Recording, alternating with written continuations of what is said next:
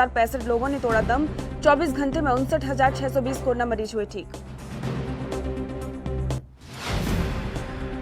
देश में कोरोना संक्रमित मरीजों का आंकड़ा पहुंचा 34 लाख के करीब। अब तक 33,84,000 से ज्यादा लोग हुए संक्रमित। करीब 26 लाख मरीज हुए ठीक।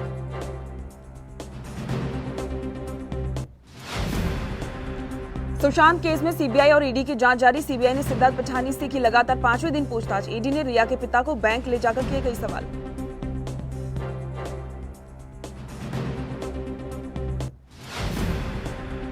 और कांग्रेस में कलह के बीच गुलाम नबी आजाद का बयान, कहा लेटर लीक हो गया तो इसमें क्या बड़ी बात है, ये कोई सीक्रेट नहीं।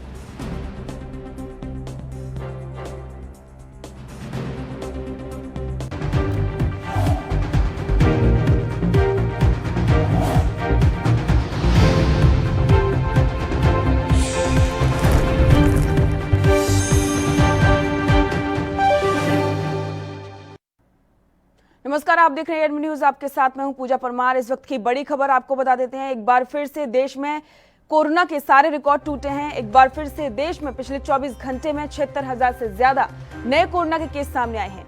देश में 24 घंटे में 76,826 नए कोरोना के मामले सामने आए हैं। देश में कोरोना के कुल केस अब तक 33,84,575 हो गए हैं।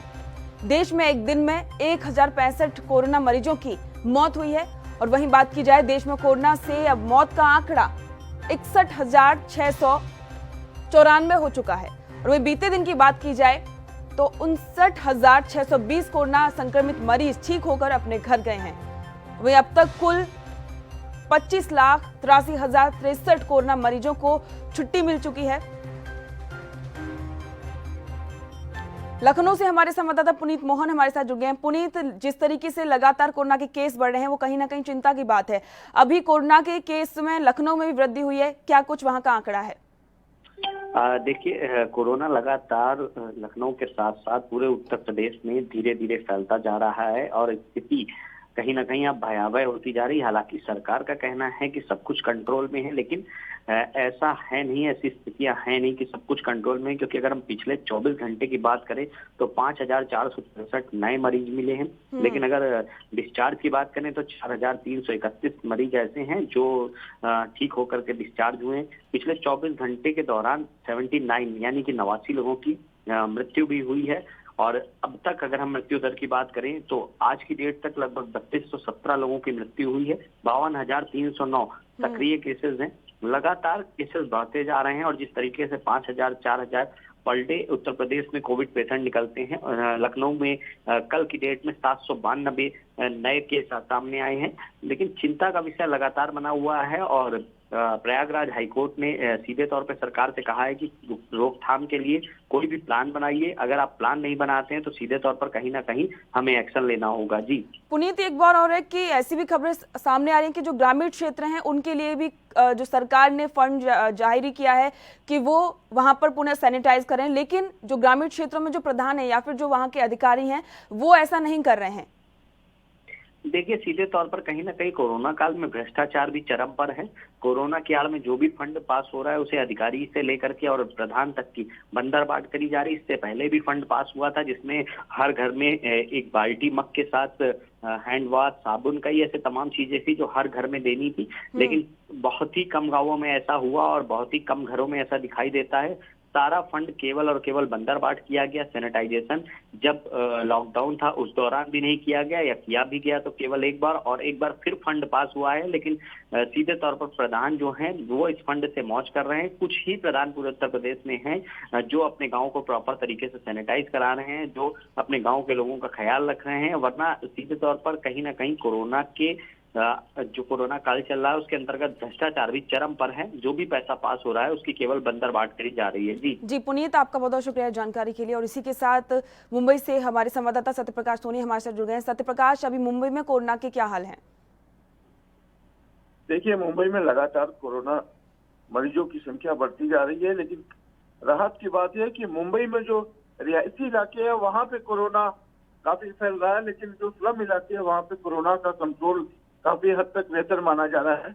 ये भी बताया जा रहा है कि जिस तरह से जागरूकता सरकार ने लगातार फैलाई है वो उसका फायदा उठाते हुए लोग सुरक्षित है, लेकिन जो रिहायशी इलाके हैं वहाँ भी अभी भी कोरोना की संख्या जो है लगातार बढ़ती जा रही है। ऐसे में बताया है कि बीते दिन में जो अगर आंकड़े की बात कर रहे हैं कि 1354 मामले नए सामने आए। वहीं महाराष्ट्र लेवल की अगर बात किया जाए तो रोजाना जो है 11,000, 14,000, 13,000 इस तरह से मामले आ रहे हैं। वहीं मौतों में भी काफी बेहद जो है ये देखा जा रहा है कि किस तरह से महाराष्ट्र में 7,000 की मौत हो जाती है, तो वहीं 30 लोगों की मौत जो है मुंबई में हुई है।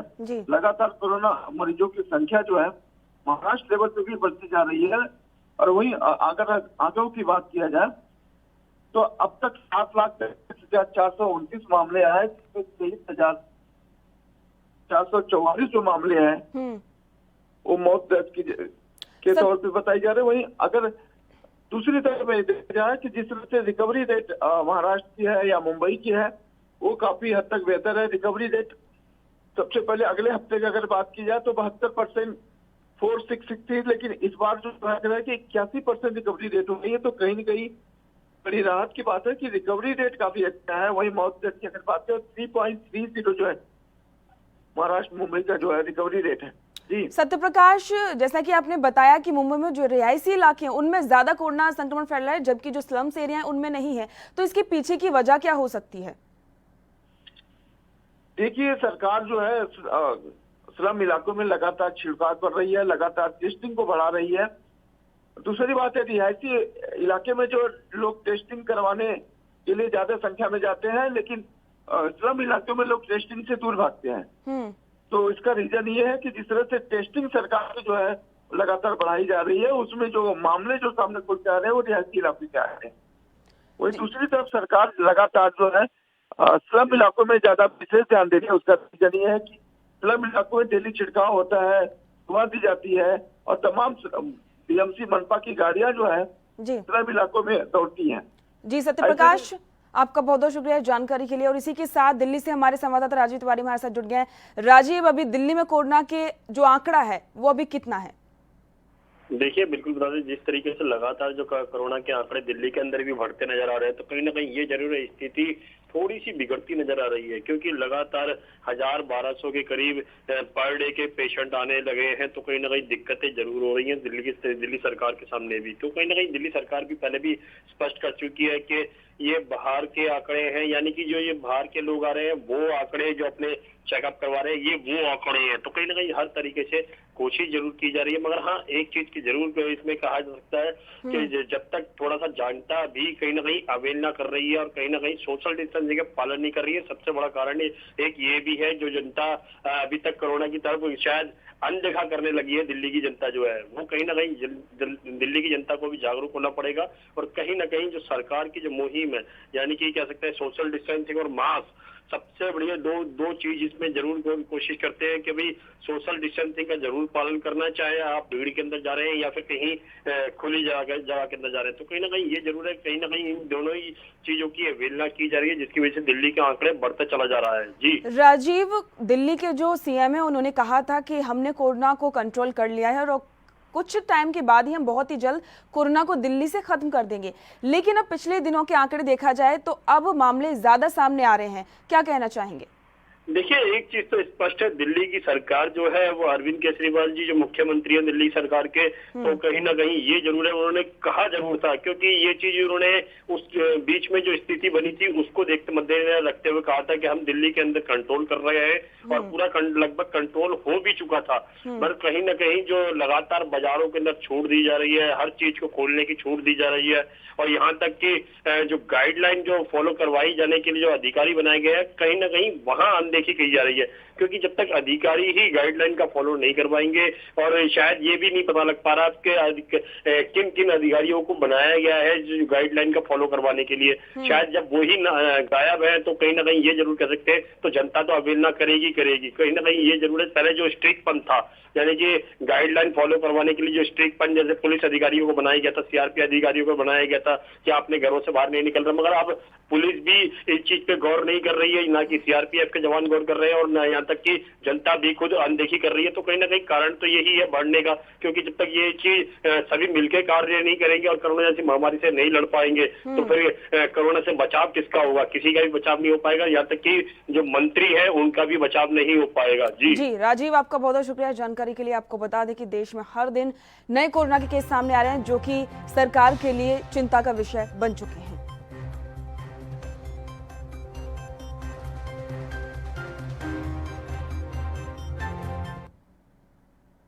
कांग्रेस अध्यक्ष सोनिया गांधी ने लोकसभा में कांग्रेस दल में बड़े बदलाव के ऐलान किए हैं। असम से पार्टी के युवा सांसद गौरव गोगोई को लोकसभा में कांग्रेस का उपनेता बनाया गया है। पश्चिम बंगाल से पार्टी के सांसद अधीर रंजन चौधरी पार्टी के लोकसभा में नेता हैं। इसके अलावा पंजाब से पार्टी के युवा सांसद रवनीत सिंह बिट्टू को पार्टी का विहिप बनाया गया है। कांग्रेस सांसद के सुरेश लोकसभा में पार्टी के चीफ विहिप हैं, जिनके साथ गौरव गोगोई और मणिकम टैगोर पार्टी के विहिप थे और अब गौरव गोगोई की जगह रवनीत सिंह बिट्टू को विहिप बनाया गया है। कमलनाथ और कैप्टन अमरिंदर सिंह के लोकसभा से जाने के बाद से लोकसभा में कांग्रेस के उपनेता का पद खाली था।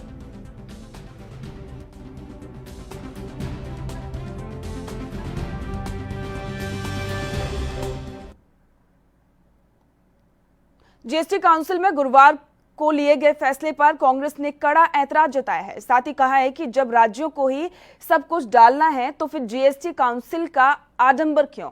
सभी राज्यों को अपने अपने ऊपर छोड़ दीजिए, बस सभी वस्तुओं का एक कॉमन टैक्स तय कर दीजिए। राज्य अपने स्तर पर टैक्स कलेक्शन कर लेंगे। जीएसटी काउंसिल की बैठक में शासित होने के बाद कांग्रेस शासित राज्यों के मंत्रियों के संयुक्त रूप से बैठक कर केंद्र की नीतियों पर सवाल खड़े की गई।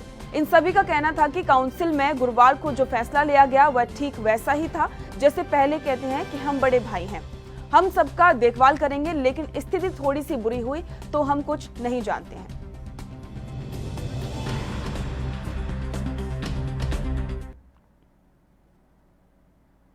सुशांत सिंह राजपूत के पिता के वकील विकास सिंह ने रिया चक्रवर्ती आरोपों का खंडन करते हुए कहा है कि सुशांत के साथ उनके परिवार का रिश्ता बहुत ही अच्छा था। विकास सिंह ने कहा कि जिस स्तर पर आकर रिया आरोप लगा रही है उतना मैं नहीं गिर सकता। विकास सिंह का यह भी कहना है कि ड्रग्स की बात सामने आने के बाद रिया बहुत परेशानियों में आ गई है। उसी वक्त इंटरव्यू आया है। उन्होंने कहा कि ये एक सॉफ्ट इंटरव्यू था, जैसे सवाल पहले से बता दिए गए हों।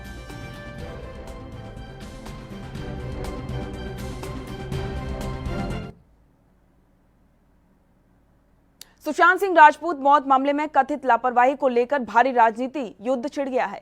बीजेपी नेता किरीट सोमैया ने मुंबई पुलिस कमिश्नर का घेराव किया है। उन्होंने कहा है कि मुंबई पुलिस कमिश्नर को सफाई देनी पड़ेगी। वहीं दूसरी ओर महाराष्ट्र बीजेपी के नेता राम कदम महाराष्ट्र पुलिस को घेर रहे हैं। उनका सवाल है कि सुशांत की मौत के बाद इम्तियाज खत्री खामोश और लापता क्यों हैं, और क्या कुछ कहा उन्होंने, आइए सुनाते हैं। सुशांत सिंह के मामले में drug cartel, postmortem, black money का उपयोग, जो नजदीक के लोग रिया हो, संदीप सिंह हो, उनका जो बिहेवियर है, ये सब जो बाहर आ रहा है, तो मुंबई पुलिस कमिश्नर ने एक्सप्लेनेशन देना पड़ेगा। और जो मुंबई पुलिस के इन्वेस्टिगेटिव ऑफिसर थे जिन्होंने कोई एक्शन नहीं लिया, उसके खिलाफ कार्रवाई हो। सुशांत सिंह राजपूत के मामले में उनके मित्र इम्तियाज खत्री का जो वीडियो सामने आया है और उस वीडियो के द्वारा जिस प्रकार का बर्ताव वे सुशांत सिंह राजपूत के साथ कर रहे हैं, बहुत सारे सवाल उठते हैं कि 2 महीनों के अंतराल में महाराष्ट्र की सरकार ने जब विभिन्न तथ्यों के आधार पर जांच करने का प्रयास किया था, तो यह वीडियो उनकी जांच से कैसे छूटा, कौन से कारण थे, महाराष्ट्र की सरकार किसे बचाना चाह रही थी, और उसके पश्चात इतनी मित्रता वीडियो के जरिए बताने वाले इम्तियाज खत्री सुशांत के मौत के बाद कहां गायब है। ऐसे कई सारे सवाल सुशांत का परिवार और देश और दुनिया के करोड़ों चाहने वाले पूछना चाहते हैं। साथ साथ में यह भी बात उतनी महत्वपूर्ण है कि बॉलीवुड के ड्रग्स नेक्सस में सुशांत के इन मित्रों का कितना हाथ है, इस बात की जांच महाराष्ट्र सरकार ने अब तक क्यों नहीं करी? और अब वक्त हो गया एक छोटे से ब्रेक का। ब्रेक के बाद जल्द लौटेंगे कुछ और खबरों के साथ।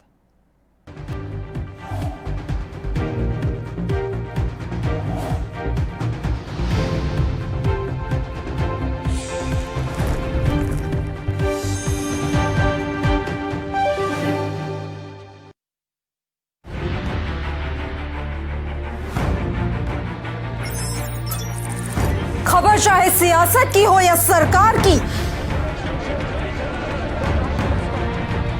खबर चाहे भ्रष्टाचार की हो या गुनहगार की, दिन भर में क्या रहा देश जगत का हाल, किस मुद्दे ने बनाई किसकी सरकार, रखते हैं हम सब पर नजर, पहुंचाते हैं हम हर खबर। हम हैं ANB न्यूज।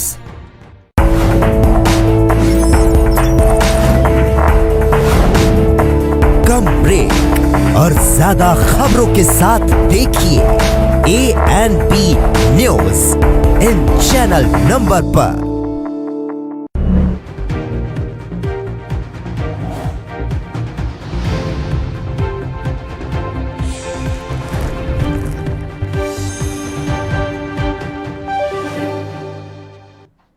ब्रेक के बाद स्वागत है आपका। बढ़ते अगली खबर की ओर। भोजपुरी अभिनेता और गोरखपुर से बीजेपी सांसद रवि किशन ने सुशांत सिंह राजपूत केस में ड्रग्स एंगल को लेकर अपनी प्रतिक्रिया दी है। उन्होंने कहा है कि मेरे लिए बहुत ही चौंकाने वाला खुलासा है। इसके साथ ही उन्होंने कहा कि अभी भी बहुत सारी चीजें हैं जो बेनकाब होनी है। और क्या कुछ कहा उन्होंने, आइए सुनाते हैं आपको।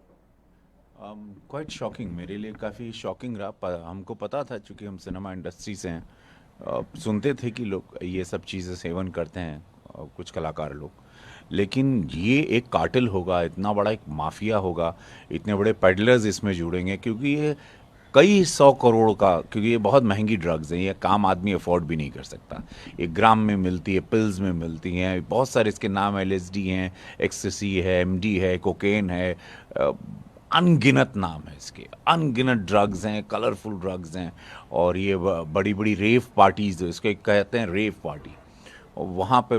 लेकिन आज ये जो खुलासा हुआ उसके बाद मुझे लगता था ये शायद नहीं होगा, बिकॉज सब लोग इतने हेल्थ फ्रीक हैं, फिटनेस फ्रीक हैं, ड्रग्स वगैरह का कनेक्शन हम नहीं सोच पाए थे। मेरे लिए भी एक बहुत बड़ी न्यूज़ है कि इतना बड़ा रैकेट ड्रग्स का अंदर चल रहा है, और इस पर तुरंत लॉ को, तुरंत कानून को ध्यान देना चाहिए, नारकोटिक्स को तुरंत उन सारी जगहों पे छापे मारने चाहिए कि कहाँ से ये पड़ोसी मुल्क से आ रहा है, वाया पंजाब आ रहा है, वाया नेपाल आ रहा है, वाया कहाँ से ये ड्रग्स हमारे देश को या हमारे यंगस्टर्स को ख़त्म करने, या बॉलीवुड के ज़रिए ये ये मेरे लिए भी बहुत बड़ी शॉकिंग न्यूज़ है। और ये इतनी, मैंने जैसा भी पहले भी कहा था, बहुत सारी चीज़ें बेनकाब होंगी, अनगिनत चेहरे सामने आएंगे, अनगिनत परतें खुलेंगी, जैसे CBI एंटर्ड की। और आप देखिए कि इतनी बारीकी से अब बहुत सारे पेडलर्स और एक बहुत बड़ा रैकेट बर्स्ट होगा, जो हमारे देश के युवाओं को या मेरे बॉलीवुड इंडस्ट्री को खोखला कर रहा था। और इसका खात्मा होना बहुत ज़रूरी है। सुशांत के बहाने बहुत सारी चीज़ें लाइन अप हो जाएगी, जो सदियों से एक जो प्रथा चली आई थी, व्हाटएवर रीज़न। बट मैं खुश भी हूँ। जेईई और नीट की परीक्षा को लेकर विपक्ष लगातार केंद्र सरकार पर हमला बोल रहा है। वहीं अब केंद्रीय मंत्री मुख्तार अब्बास नकवी ने विपक्ष पर पलटवार करते हुए कहा कि उनमें नेगेटिविटी भरी हुई है, हमें बच्चों के भविष्य की चिंता है। उन्होंने और क्या कुछ कहा, आइए सुनते हैं। ये कांग्रेस पार्टी का विरोध का कोई मतलब नहीं है, क्योंकि उनके अंदर नेगेटिविटी, नकारात्मकता भरी हुई, हर चीज में उनकी मुखालफत है, हर चीज में उनका विरोध है। उनको जो है वो इस बात का एहसास नहीं है कि वो इस तरह के जो पॉलिटिकल परपंच और पॉलिटिकल पाखंड करते हैं, उससे उनका कितना नुकसान हो रहा है। और अब जो है वो लोगों को गुमराह करने में लग गए हैं। पहले तो उन्होंने कोरोना के मुद्दे पर, उसके बाद जो है वो जो सरकार इसमें राहत के लिए काम कर रही है उसके मुद्दे पर, पैकेज के मुद्दे पर, किसी चीज़ में इन्होंने पॉजिटिव स्टैंड लिया है क्या? तो इसलिए किसी को ये आश्चर्य नहीं होना चाहिए कि ये नेगेटिविटी से भरी हुई ये पार्टी और उसके नेता इस तरह की चीज़ें करेंगे। लेकिन सरकार की प्राथमिकता नौजवानों के भविष्य है और पूरी तरह से सरकार उसके लिए कमिटेड है, कृत संकल्प है। नीट और जेईई की परीक्षाओं को लेकर जेडीयू नेता केसी त्यागी ने भी अपनी प्रतिक्रिया दी है। उन्होंने कहा कि केंद्र सरकार ने वाइस चांसलर के साथ मिलकर बैठकर तय किया है और अब एससी की भी इस पर मुहर लगी है। साथ ही कहा कि छात्रों के भविष्य से जुड़ा हुआ ये सवाल है, ये पॉलिटिकल प्लेटफॉर्म नहीं है। और क्या कुछ कहा उन्होंने, आइए सुनाते हैं आपको। केंद्र सरकार ने वाइस चांसलर के साथ बैठ कर के तय किया है और अब सुप्रीम कोर्ट की भी इस पर मोहर लगी है कि नीट की और जेईई के एग्जाम समय पर होनी चाहिए। इस पर ममता बनर्जी का कहना है कि सभी अपोजिशन को एकजुट हो और इसको लेकर सुप्रीम कोर्ट जाना चाहिए। ये छात्रों के भविष्य से जुड़ा हुआ सवाल है, ये पॉलिटिकल प्लेटफॉर्म नहीं है। ये संकट का समय है। भारत नहीं, समूचे विश्व की बड़ी बड़ी अर्थव्यवस्थाएं चौपट हो चुकी हैं। सरकार की मदद निसंदेह सराहनीय है। राशन का बंटवारा और कुछ गरीब लोगों के खाते में नकदी जाना उसका प्रमाण है। नहीं, समाज ने भी और सरकारों ने भी निर्भया कांड से कोई सबक लिया है, इसमें संदेह है। और अब उत्तर प्रदेश में इस तरह की घटनाओं की बढ़ोतरी योगी सरकार के लिए चेतावनी है। व्हाट्सएप मैसेज रिसीव हुए हैं, उसमें ड्रग्स की बात आई है। इसमें जरूर नारकोटिक्स गैंग इन्वॉल्व हैं, जिनके देशी विदेशी तस्करों से रिश्ते भी सामने आ सकते हैं। आपको लगता है ऐसा गैंग बॉलीवुड न्यू कमर को अपने गिरफ्त में लेता है? बॉलीवुड कई तरह की बीमारियों से ग्रस्त है, जिसमें ड्रग पैडलर्स का आना जाना, पार्टियों में देर रात गए तक नशा करना भी शामिल है। गोवा के सीएम प्रमोद सावंत ने भी नीट और जेईई परीक्षाओं को लेकर अपना बयान दिया है। उन्होंने कहा है कि बच्चों के भविष्य के साथ राजनीति नहीं करनी चाहिए। इसके साथ ही कहा कि अगर परीक्षाएं टल गईं तो बच्चों का एक साल खराब हो जाएगा। मुझे पहले ये लगता है कि जब एजुकेशन का सब्जेक्ट आता है, एग्ज़ाम का सब्जेक्ट आता है, तो पॉलिटिक्स उसमें इन्वॉल्व नहीं होना चाहिए। हमारे स्टेट में भी कुछ लोगों ने वो पॉलिटिसाइज करने का कोशिश की, प्रयत्न किया। उसी कोशिश में कोर्ट में जाना, ये वो सब कुछ करने लगे। मेरी सबसे यही विनती है कि जैसे हमारी GCET एग्ज़ाम हो गई, नीट और JEE exam which is the entrance exam for the medical and entrance exam for the engineering students के भविष्य के बारे में जब हम किसी को मेडिकल को एडमिशन मिलना है, किसी को इंजीनियरिंग को एडमिशन मिलना है, इस साल सपोज ये एग्ज़ाम ड्रॉप हो गई तो बच्चों का एक साल लॉस हो जाएगा। नॉट ओनली द 1 ईयर, पर कुछ बच्चों को एडमिशन भी नहीं मिल सकता है, क्योंकि if suppose they postpone it and they think to take the for the next year, then it will be the problem और बच्चों का बहुत बड़ा लॉस इससे हो सकता है। इसीलिए मेरी विनती है कि जैसे गोवा गवर्नमेंट ने GCET एग्ज़ाम जो इंजीनियरिंग स्टूडेंट्स के ऑलरेडी ले चुके हमारे यहाँ के बच्चे, तो अभी गोवा इंजीनियरिंग कॉलेज में, गोवा फार्मेसी कॉलेज में एडमिशन अभी तो स्टार्ट हो गया है। अभी हमारे जो ग्रेजुएशन लेवल कॉलेज पे तो हमने एडमिशन ऑलरेडी हम दे चुके हैं। इसीलिए पूरे देश भर के बच्चों के भविष्य के बारे में जब हम सोचते हैं, तभी they are the future of our country, तो इसके भविष्य के साथ किसी ने खिलवाड़ नहीं कर। कांग्रेस नेता तारिक अनवर ने नीट और जेईई की परीक्षाओं को लेकर बयान दिया है। उन्होंने कहा कि सोनिया गांधी और ममता बनर्जी की इस बात को लेकर चिंता है। नीट और जेईई परीक्षा सही मायने में चिंता का विषय है। साथ ही कहा कि सभी मिलकर इस बात के लिए सरकार और सुप्रीम कोर्ट से अपील करेंगे। और क्या कुछ कहा उन्होंने, आइए सुनाते हैं। सोनिया जी का और ममता जी का, सबका इस बात को लेकर चिंता है कि जो जी का और नीट का जो एग्ज़ाम होना है, जिसमें काफ़ी बड़ी तादाद में बच्चे शामिल होते हैं, उसको आगे बढ़ाया जाए। और ये बात सही मानों में चिंता का विषय है। आज तमाम विपक्षी मुख्यमंत्री और लोगों ने बातचीत आपस में किया है और हमको लगता है कि सब लोग जॉइंटली इस बात को मूव करेंगे और अपील करेंगे सरकार से भी और सुप्रीम कोर्ट से भी कि इसकी तारीख और आगे बढ़ाई है। जब तक कोरोना का प्रकोप कम नहीं होता है तब तक के इस तरह का एग्ज़ाम कराना बच्चों की ज़िंदगी के साथ खिलवाड़ है और उनकी परेशानी को और बढ़ाना है। सर, लेकिन सुप्रीम कोर्ट ने एक याचिका पहले भी सुप्रीम कोर्ट ने खारिज कर दी थी और सुप्रीम कोर्ट ने ये कहा था कि हम सब कुछ रोक नहीं सकते हैं।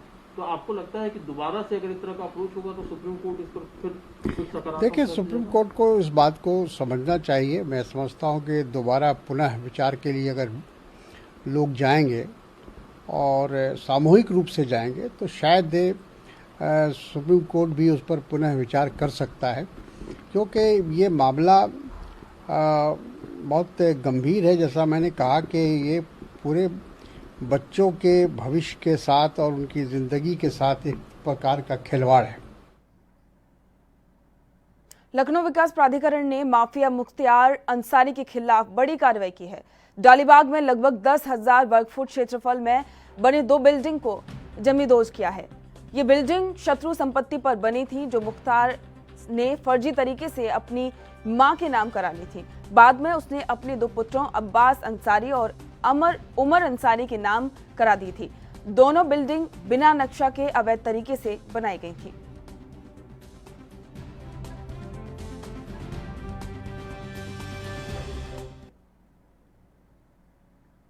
अयोध्या विकास प्राधिकरण में श्री राम जन्मभूमि मंदिर समेत 70 एकड़ भूमि का प्लान तैयार होने के बावजूद अभी 9 प्रकार की एनओसी पर काम चल रहा है। श्री राम जन्मभूमि तीर्थ क्षेत्र ट्रस्ट के महासचिव चंपत राय ने कहा कि प्राधिकरण में नक्शे के साथ सभी तरह की एनओसी भी दाखिल की जाएगी। नक्शा पास होने के बाद ही नींव की खुदाई शुरू होगी।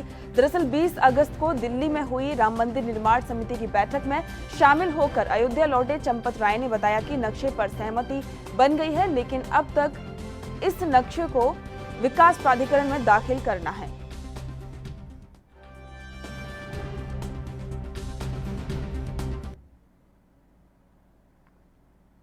और इसी के साथ इस बुलेटिन फिलहाल इतना ही। देश दुनिया की तमाम खबरों को जानने के लिए देखते रहिए ANB न्यूज। नमस्कार।